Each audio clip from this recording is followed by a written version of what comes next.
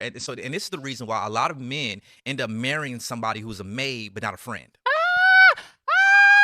Bro, I'm gonna throw some your way, and I want you to answer this is the reason why she's washing your clothes. She's doing everything that you want her to do, but you don't want to talk to her. She easily irritates you because you don't even like her. That's what I want to get to. Thank you for going there. You don't even like her. Bro, I've talked to several married men who told me that they don't like their wives. I asked them, well, are you at least friends with your wife? They're like, friends? I bet they do. I bet they do everything for them, though.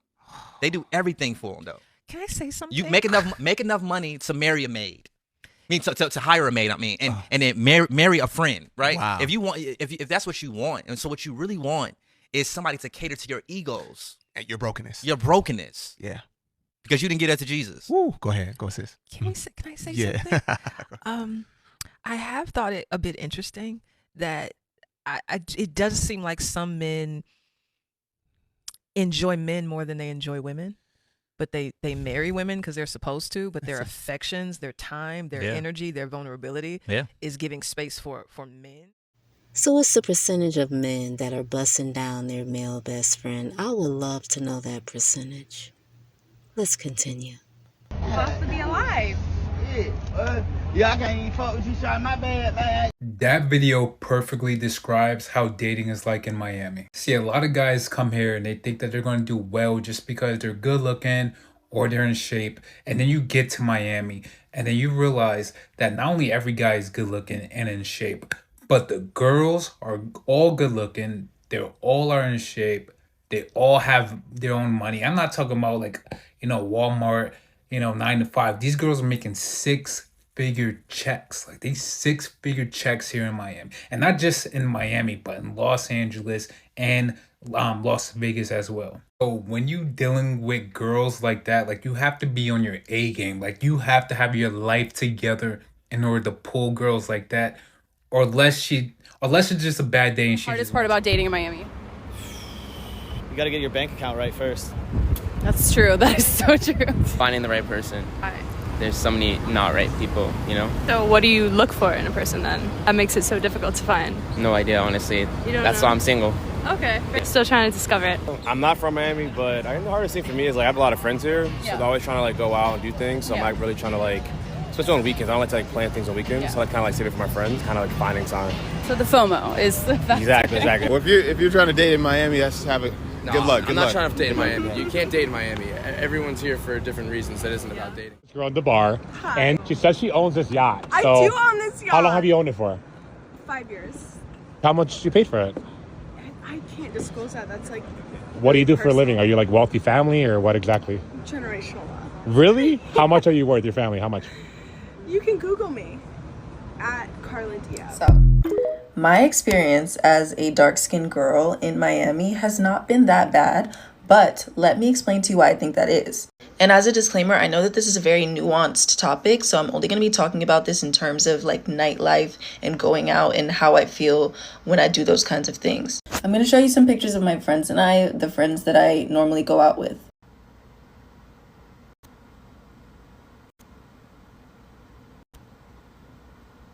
As you can see, most of them are light skin. When I go out with my group of friends, we are always treated really well. We get into wherever we want to go. We're approached by lots of men, things like that.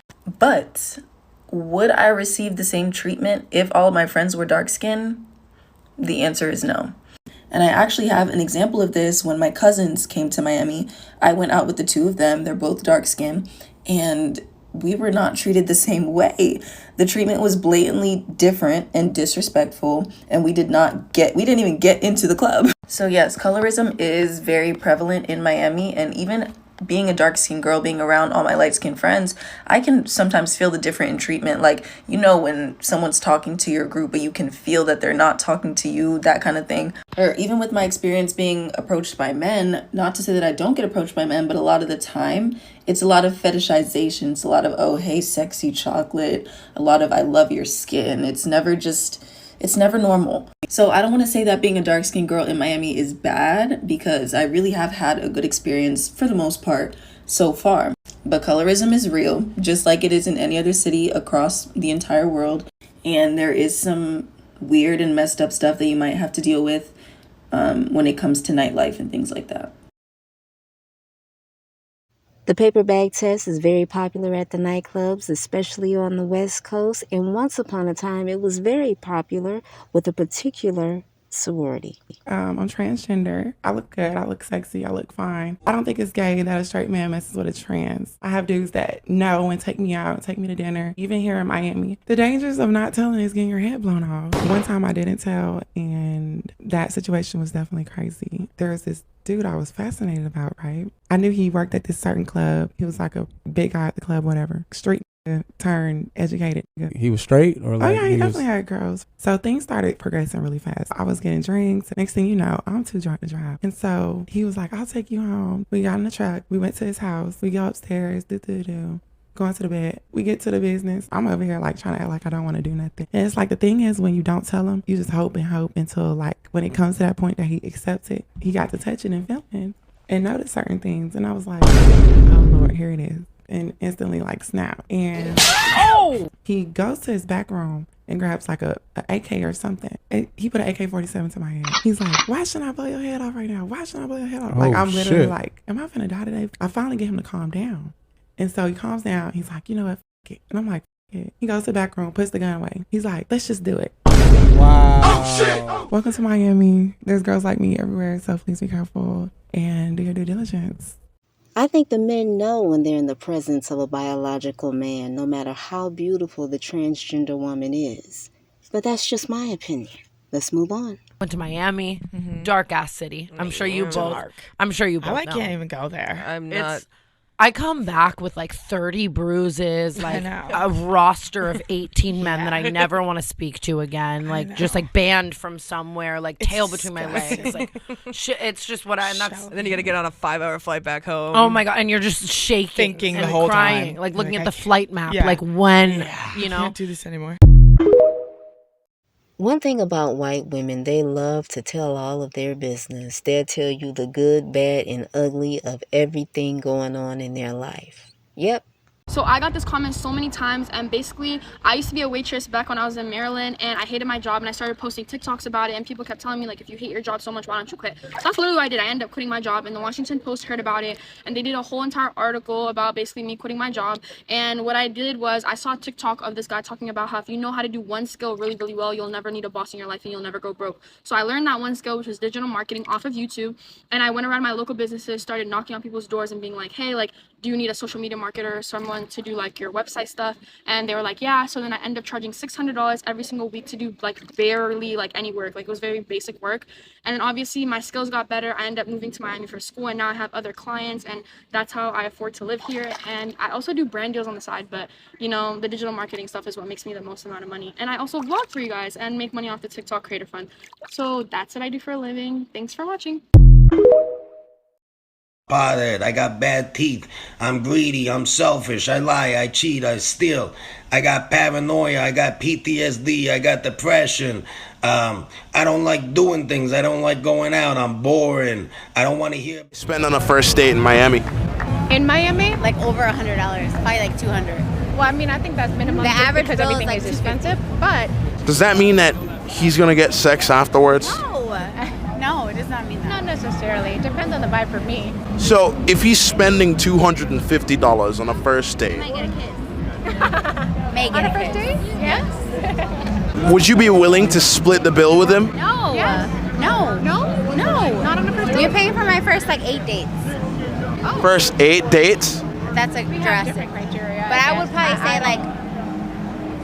I'd probably say like 5 or 6 dates. So when do you start paying for them? Like after we're officially like, not official, but like after we're like, we're consistently dating and you're consistent as you know, because at first you don't know if they're just seeing you or if they're just seeing other people, you know? So at what point in his spending spree does he get sex?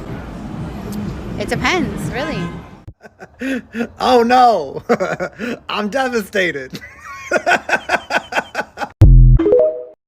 Men have teased women about dying alone so much that women turned it into a joke. They would rather be alone Then deal with bullshit. Swindler. Right. They swindling, and he got to present her because he's in the military. He lied to get more money, and she lied to get the visa. She's married for 4 years. She lied to him. Didn't even tell him she was single, had no kids. Find out she got a 9-year-old, and she's married for 4 years. And it's a fraud marriage. Yep, it's a fraud marriage. So you're a fraud. And you're going to jail. Because you're going to keep threatening. What she's doing right now is bullying and shaming and threatening. And you know you fucking. Oh, I'm a liar. I'm a liar. You know what? I'm not going to play. I'm not going to play your game. Post-nut clarity after birth. That's what we call this. So in that clip, I showed you the white man going off on his black girlfriend because he said he found out some secrets about her, but it's a little too late for research. You should have did that research before you got her ass pregnant. Yeah. The pretty face and a nice body is only going to get you so far. You got to use your head out here, ladies. Oh, God. I sound like my parents. But it's the truth. If you're going to date white, you better be a master chessman. I seen videos of that white man on TikTok, and he had on Gucci from head to toe, and that's the biggest red flag. When a white man approaches you with Gucci everything, run. Go ahead and put Cindy's picture on the screen so they can see who that white man was going off on. Yeah, the sugar daddy got buyer's remorse. You're not supposed to get the sugar baby pregnant. What rule book are you reading from? Because you need to throw that shit away. As soon as a woman get a man, she gives up her apartment, her gym membership. Y'all need to stop. People are saying that when the white man demanded Cindy to leave the apartment, when she refused, he called the police. And you know what Cindy did? She went and grabbed her newborn because she knew that bringing that baby to the door would garner sympathy from the officers. And she was correct. Listen, you gotta stay on your tippy toes out here. The police are not gonna tell a woman who just gave birth 2 days ago to get the hell out the house. Absolutely not. That white man thought his whiteness overpowered a beautiful young woman and a newborn. He thought the cops were going to kick them out on the street. He really thought that. Instead, the cops escorted him out to his car and they told her to lock the door. Ladies, we got to be careful who we laying with, and I'm talking about all men, black, white, Asian, Hispanic, etc. And now the white man is telling Cindy that she's a dumb immigrant, but he didn't mind busting off in her. He's scared shitless of that child support. Ladies, leave these flashy white men alone. You have to learn how to vet out here. It's important. Women be sleeping with millionaires, but don't take the time out to figure out how he got that money. Do you know how much money I saved dating a computer engineer? And I got the education for free. I don't have to ask anybody to fix my computer. I don't even have to ask for a simple thumbnail because I can do it myself. What is that saying? Give a man a fish and you feed him for a day. Teach a man to fish and you feed him for a lifetime. A woman sitting under a millionaire and he's just giving you material things, guess what? You're going to lose in the end. If I'm around a millionaire, I don't want the Chanel bag. I want the game. I'm Star. Thank you for coming to the channel. Good night.